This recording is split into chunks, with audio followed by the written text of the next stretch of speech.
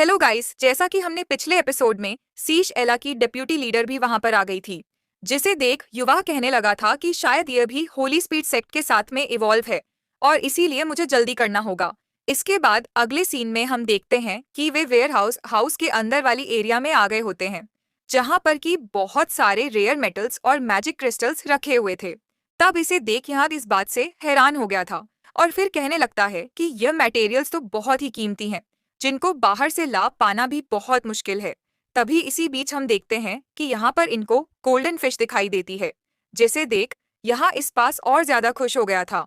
और फिर कहने लगता है कि अल्कोहल के उस मशीन को बनाने के लिए इसका यूज करना तो लग्जरी है, जबकि यहाँ पर तो ये बहुत सारे हैं। जिसके बाद हम देखते हैं कि सिया भी इस बात से काफी खुश हो गई थी और फिर कहती है कि इस बार तो हमें बहुत ज्यादा फायदा हुआ। तभी वांग कहने लगती है कि यहाँ पर तो बहुत सारे मटेरियल्स हैं और इसीलिए ऐसा लगता है कि हमारे द्वारा लाया गया स्टोरेज सोल गाइड भी इसके लिए काफी नहीं होगा। लेकिन तभी यह उसे कहता है कि तुम इसके बारे में कोई चिंता ना करो, क्योंकि हम यहाँ के सारे चीजों को नहीं ले जाने वाले और हम केवल उन्हीं चीजों को ले जाएंगे जो सबसे ज्यादा कीमती होंगे। जिसके बाद हम देखते हैं कि वे लोग भी इसके बात मानने के लिए रेडी हो जाते हैं, क्योंकि इनके पास में ज्यादा टाइम नहीं बचा था। इसीलिए हम देखते हैं कि वे जल्दी से अपने स्टोरेज सोल गाइड का यूज करते हैं और फिर वे इस तरह से यहाँ से कीमती मटेरियल्स को इसके अंदर रख लेते हैं। तभी इसी बीच हम देखते हैं कि वांग को अपने सामने कुछ दिखाई देता है, जिसे देख वो इसे लेने के लिए अपनी पूरी कोशिश करती है, लेकिन फिर भी हम देखते हैं कि वह इसे नहीं हिला पाती। इसके बाद हम देखते हैं कि वह यहाव के पास में वापस आते हैं, जहां वांग उसे कहती है कि वैसे तो मैंने आ के सारी चीजों को रख लिया, लेकिन फिर मुझे सेल्फ के ऊपर एक अजीब सा डिवाइस दिखाई दिया, जिसे लेने के लिए मैंने अपनी पूरी कोशिश की, लेकिन फिर भी मैं उसे वहां से नहीं ले सकी। तभी सिया भी कहती है कि हाँ, मुझे भी ऐसी चीज मिली थी और मेरे साथ में भी ऐसा ही हुआ। तब इसके बारे में सुनकर यूहा इनसे कहता है कि तुम इसके बारे में कोई चिंता ना करो और मैं चाहता हूँ कि तुम फिर से उसी लोकेशन पर जाओ और फिर मैं जैसा कहूँ तुम ऐसा करना। जिसके बाद हम देखते हैं कि वाफ इसकी बात मानने के लिए रेडी हो जाते हैं और वे फिर से उसी जगह पर चले गए थे। जिसके बाद यहाँ सबसे पहले इनसे लेफ्ट में घुमाने के लिए कहता है और फिर कहता है कि तुम इसे राइट में आधा घुमाओ। तब इसके बारे में सुनकर वे लोग बिल्कुल ऐसा ही करते हैं और अब इसके वजह से हम देखते हैं कि यहाँ पर एक और मैकेनिज्म एक्टिवेट हो गया था। जिसके बाद हम देखते हैं कि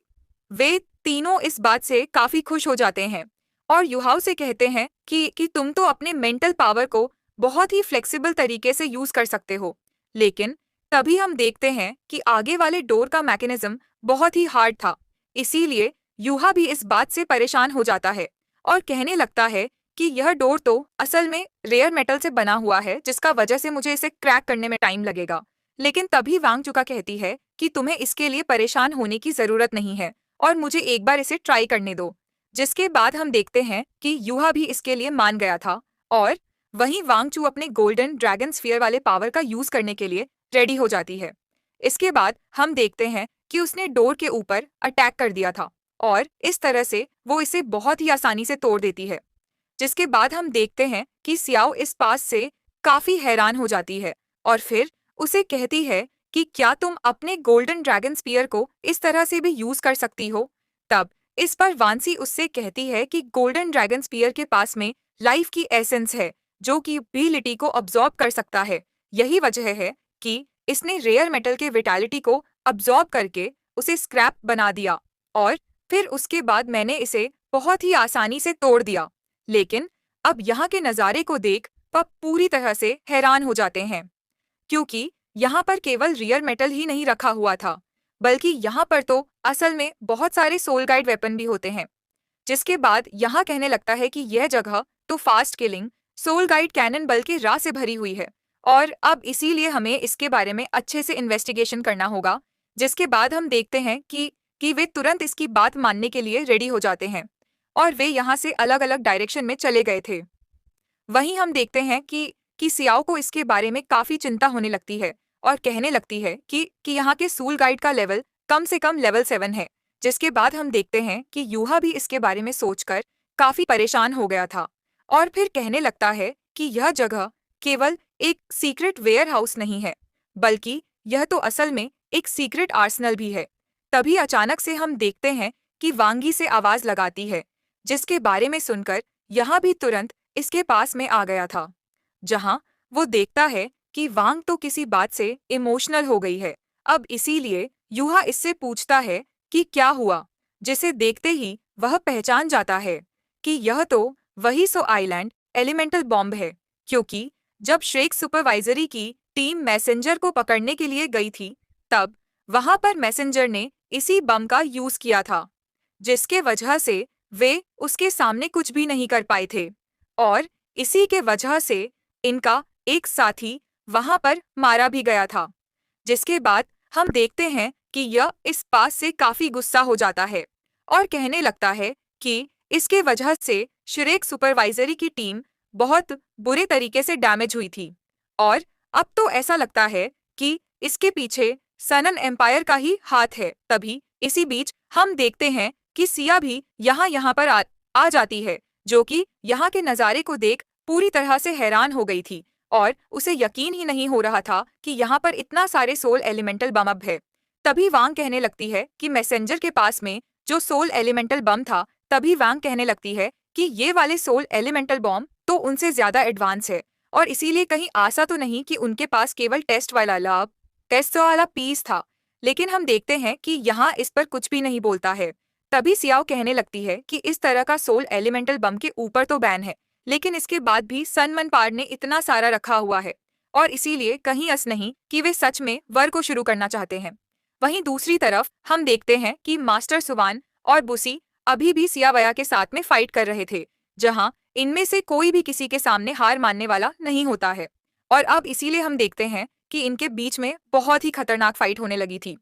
तभी इसी बीच हम देखते हैं कि सियावया इनके ऊपर काफी गुस्सा हो गया था, जो कि अपने पावर का यूज करके इन पर अटैक कर देता है और वह इसे रोकने के लिए कुछ भी नहीं कर पाते। मगर इसके बाद भी हम देखते हैं कि बुसी इतना आसानी से आहार मानने वाला नहीं होता है।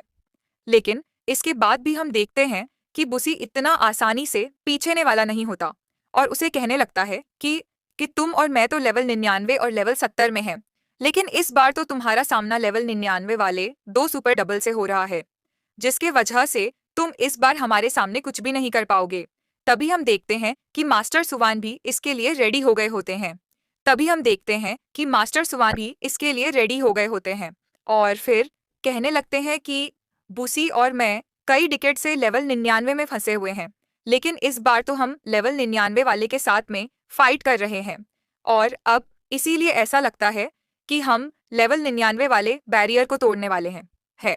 वहीं दूसरी तरफ हम देखते हैं कि टियाना ने सारी चीजें बड़े आराम से देख रहा था और तभी उसका एक आदमी आकर इसे कुछ बताता है। तब इस पर टियाना से कहता है कि तुम्हें इसके बारे में चिंता करने की कोई जरूरत नहीं है और तुम सारे टाइटल दल को यहाँ पर भेज दो,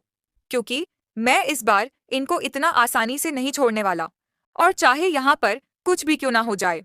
लेकिन इस बार हम इन दोनों मास्टर को एक साथ में जरूर पकड़ेंगे। फिर वो कहने लगता है कि एनिमी ने लंगसियान को हरा दिया और 2 लोगों को घेर लिया, इसीलिए मैं चाहता हूँ कि इसमें कोई गलती नहीं होनी चाहिए और हम इन दोनों मास्टर को किसी भी तरह से जरूर पकड़ेंगे।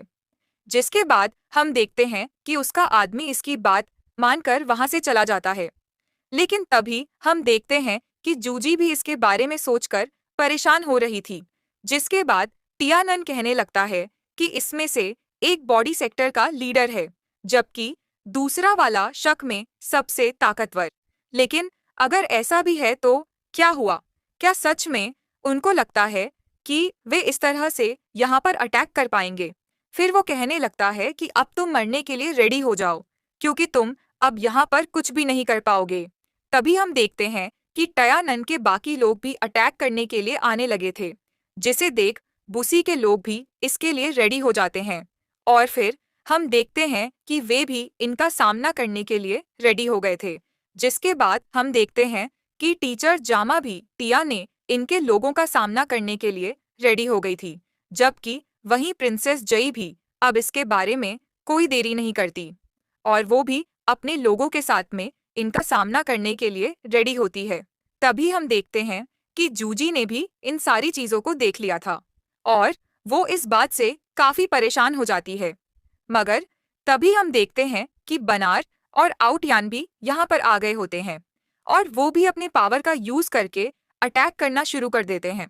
तभी इसी बीच हम देखते हैं कि जूजी सिग्नल भेजने के लिए कोशिश करती है, लेकिन वे लोग इसे इसमें कामयाब नहीं होने देते और हम देखते हैं कि उन्होंने अपने पावर का यूज करके इसे रोक दिया था। तभी इसी बीच हम देखते हैं कि सीसी भी यहाँ पर आ गई थी, जो कि अपने पावर का यूज करके टियानेन को मारना चाहती है। तब इसे देख जूजी इसे रोकने के लिए बॉम्ब से अटैक करती है, लेकिन हम देखते हैं कि सीसी ने इसे बहुत ही आसानी से रोक लिया था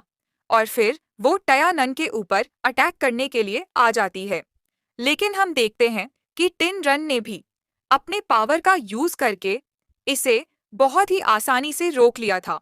और इसीलिए वो इसका कुछ भी नहीं कर पाती। लेकिन इसके बाद हम देखते हैं कि वो इसे अटैक करने के लिए कोई चांस नहीं देता और उसने इसका सामना करने के लिए स्विचन को बुला लिया था। जिसके बाद हम देखते हैं कि सीसी स्विच इन के सामने कुछ भी नहीं कर पाती और वह इसे एक ही अटैक में यहाँ से काफी दूर फेंक देता है। जिसके बाद हम देखते हैं कि सभी इस पासे इसके ऊपर काफी गुस्सा हो जाते हैं और कहने लगते हैं कि क्या तुम सनमून एम्पायर का वॉचडॉग बन गए हैं। इसके बाद हम देखते हैं कि बॉडी सेक्टर का एक सीनियर एसवीचन के साथ में फाइट करने के लिए रेडी हो गया था और वह बाकी लोगों से कहता है कि तुम इसके बारे में कोई चिंता ना करो, क्योंकि मैं इसे रोकने के लिए कोशिश करता हूँ। लेकिन तभी हम देखते हैं कि स्विच ने इसके अटैक से अपने आप को बहुत ही आसानी से बचा लिया था, जिसका वजह से वो सीनियर इसका सामने कुछ भी नहीं कर पाता। और फिर हम देखते हैं कि सुई चन इसे बहुत बुरे तरीके से इंजर कर देता है। लेकिन इसके बाद भी हम देखते हैं कि वो सीनियर इतना आसानी से हार मानने वाला नहीं होता और वो इसके ऊपर अटैक करने के लिए चला जाता है। वहीं हम देखते हैं कि नार भी अपने लोगों के साथ मिलकर अटैक करने लगती है,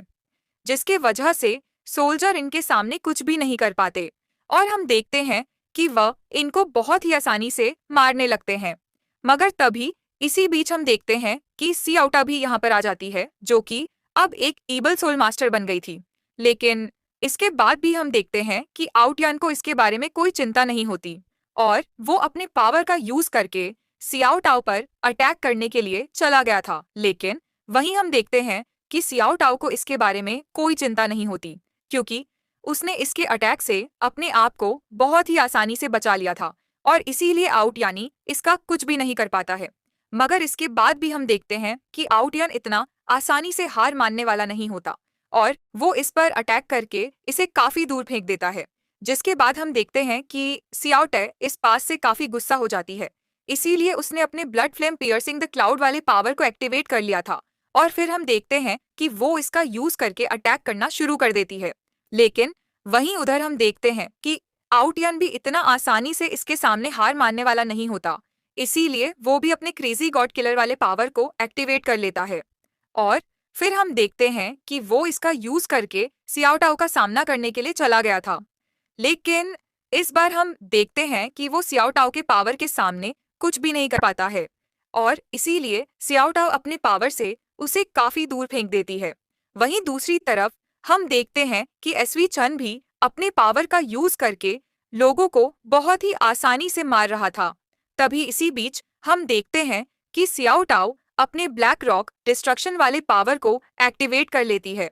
और फिर वो इसका यूज करके अटैक करना शुरू कर देती है, जिसके वजह से हम देखते हैं कि वे इसका अटैक रोकने के लिए कुछ भी नहीं कर पाते और आखिरकार वे इस तरह से इसमें मारे जाते हैं। जिसके बाद हम देखते हैं कि जूई भी इसके पावर को देख हैरान हो गई थी और फिर कहने लगती है कि ये तो सच में काफी खतरनाक है। लेकिन इसके बाद भी हम देखते हैं कि नार इतना आसानी से आहार मानने वाली नहीं होती थी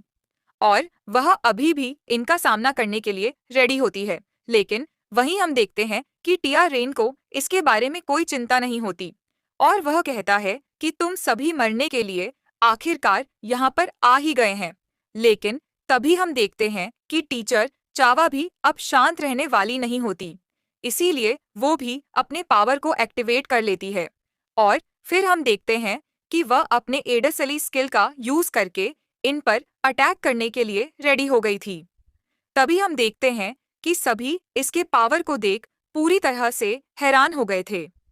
और अब इनमें से कोई भी इसके पावर के सामने कुछ नहीं कर पा रहा था। जिसके बाद हम देखते हैं कि टीचर जामा ने अपने पावर का यूज करके पहले इसको चारों तरफ से घेर लिया था और अब इस तरह से इसका यूज करके वो अटैक करने के लिए रेडी हो जाती है। लेकिन तभी हम देखते हैं कि टिया ने नस्ल में पहले से ही इसके लिए रेडी था और फिर वो जूजी को अपने साथ लेकर वहां से हट जाता है। तभी इसी वक्त हम देखते हैं कि टीचर जामा अपने पावर का यूज करके अटैक कर देती है, जो कि सच में काफी खतरनाक होता है और इसे देख ऐसा लगता है कि टियानएनए इसमें मारा गया। अब इसीलिए हम देखते हैं कि ये सभी इस बात से काफी खुश हो गए होते हैं और बाकी लोगों को भी बिल्कुल ऐसा ही लग रहा था। लेकिन तभी हमें पता चलता है कि टियानन और जूजी को इसमें कुछ भी नहीं हुआ है, क्योंकि टियानन ने अपने किसी सोल गाइड का यूज करके अपने आप को बहुत ही आसानी से बचा लिया था और इसीलिए हम देखते हैं कि उसे इसमें कुछ भी नहीं हुआ था। जिसके बाद हम देखते हैं कि टीचर जमा इस बात से गुस्सा होने लगती है और कहती है कि मैं तो काफी टाइम से अपने ताकत को इसके लिए इकट्ठा कर रही थी, लेकिन इसके बाद भी इसने तो इसे बहुत ही आसानी से रोक लिया। मगर वहीं हम देखते हैं कि टियाननी इनको कोई चांस नहीं देता और वो तुरंत ही स्टील फॉरेस्ट को स्टार्ट कर देता है, जिसके वजह से हम देखते हैं कि चारों तरफ बहुत सारे सोल गाइड एक्टिवेट हो गए थे और अब इस तरह से हम देखते हैं कि टिया ने इनको यहाँ पर चारों तरफ से बहुत ही आसानी से घेर लिया था। जिसके बाद हम देखते हैं कि सभी इसके ऐसे पावर को देख पूरी तरह से हैरान होते हैं और कहते हैं कि यह तो असल में लेवल 9 वाला सोल मेंटर है। लेकिन वहीं हम देखते हैं कि नार भी इस बात से काफी परेशान हो गई होती है और कहने लगती है कि ये सभी तो असल में लेवल 9 वाले सोल गाइड हैं, जिसका मतलब है कि खुद टिना ने हमें यहाँ पर घेर लिया और अब इसीलिए हम देखते हैं कि वह यहाँ से पीछे हटने के लिए डिसाइड करते हैं। वहीं हम देखते हैं कि बुसी और मास्टर सुवान भी इस बात से परेशान हो गए होते हैं। तभी इसी बीच हम देखते हैं कि टिया नन के सोल्जर इनको घेरने के लिए जाने लगते हैं, लेकिन अभी के लिए उसने इनको रोक दिया था। वहीं सियाओया कहने लगता है कि तुम्हारा एक्शन तो फेल हो गया, लेकिन क्या इसके बाद भी तुम पीछे नहीं हटना चाहते? जिसके बाद हम देखते हैं कि बुसी और मास सुवानीस पास से इसके ऊपर और ज्यादा गुस्सा हो गए थे और वे तुरंत ही फिर से इसके ऊपर अटैक करने के लिए जाने लगते हैं। लेकिन हम देखते हैं कि सियाओ या को भी इसके बारे में कोई चिंता नहीं होती, इसीलिए वो भी अपने पावर का यूज करके अटैक करने के लिए रेडी हो गया था, जिसके वजह से वे इसके सामने कुछ भी नहीं कर पाते। तभी बीच हम देखते हैं कि मास्टर सुवान को कोई सिग्नल मिलता है, जिसे देख वह कहते हैं कि यूहा और वंशु कामयाब हो गए। लेकिन फिर अचानक से हम देखते हैं कि वही सिग्नल लाल हो गया था, जिसके वजह से मास्टर सुवान समझ जाते हैं कि ये सिचुएशन बहुत ही डेंजरस है। मगर अभी भी हम देखते हैं कि बुसी को इसके बारे में कोई चिंता नहीं होती। वो कहता है कि मैं तुम्हें इसके लिए सबक जरूर सिखाऊंगा और इसके बाद हम देखते हैं कि वो फिर से अपने पावर को एक्टिवेट करना शुरू कर देता है। जिसके बाद इसके ऐसे पावर को देख सियाओ या भी थोड़ा सा परेशान हो जाता है, क्योंकि अब उसे भी समझ में आ गया था कि ये बहुत ही डेंजरस है और इसीलिए वह अपने लोगों से कहता है कि तुम यहाँ से पीछे हट जाओ। जिसके बाद वे इसकी बात मानकर यहाँ से हट जाते हैं। तभी हम देखते हैं कि बुसी ने अपने पावर के यूज करके अटैक कर दिया था, जिसे देख सियाया भी अपने पावर का यूज करता है और इस तरह से वो इससे दूर ले जाने की कोशिश करता है। लेकिन तभी हम देखते हैं कि वो पावर अचानक से ब्लास्ट हो गया था, जिसके बाद इसके अंदर से पॉइजन की बारिश होने लगती है, जिसके वजह से हम देखते हैं कि कोई भी सोल्जर इसके सामने कुछ नहीं कर पाता और जो कोई भी इसके नीचे आता है वो इसमें मारा जाता है। तभी इसी वक्त हम देखते हैं कि नेशनल मास्टर भी यहाँ पर आ गया था और फिर वो कहता है कि क्या तुम इनका पीछा करना चाहते हो? लेकिन इस पर टीजानन कहता है कि नहीं और फिर कहता है कि तुम प्लान को फॉलो करो। इसके बाद वो कहता है कि तुम इनको भगाकर वेस्ट में ले जाओ क्योंकि बाकी तीनों डायरेक्शन में सोल गाइड लगे हुए हैं, जिसके वजह से वो वहां से बचने के लिए कुछ भी नहीं कर पाएंगे। वहीं दूसरी तरफ हम देखते हैं कि वेयर हाउस के अंदर टाइम बम रखे हुए थे, जबकि यूहा और उसके साथी कहीं पर भी नजर नहीं आ रहे होते। तो इसी के साथ यह एपिसोड खत्म होता है। तो इस वीडियो को लाइक और इस पर एक कमेंट जरूर कर देना, सब्सक्राइब भी जरूर कर देना। Thanks for watching.